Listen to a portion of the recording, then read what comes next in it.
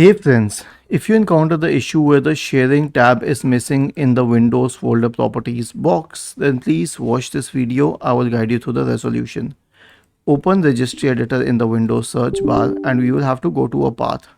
So this path is hkey classes root. The next one is directory and the next one is shellx. So we will scroll down. Okay, it has a lot of dots here. So it is in alphabetical order and that's why we will scroll down to directory. dir, and then we will expand shellx, and then we will expand property sheet handlers, and then we will go to sharing. Okay, we have a default dword 32-bit value here. Double click on it. Now the correct value should be the one which is already here, which is F81E90 so and so, and this is the one at the end. Okay, so I will be sharing this in the description section of the video.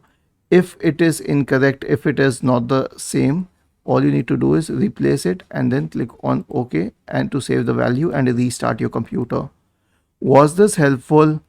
If yes, then please subscribe to the channel. If not, then let us know in the comment section of the video on how we could help you further. Thank you for watching this video and have a nice day.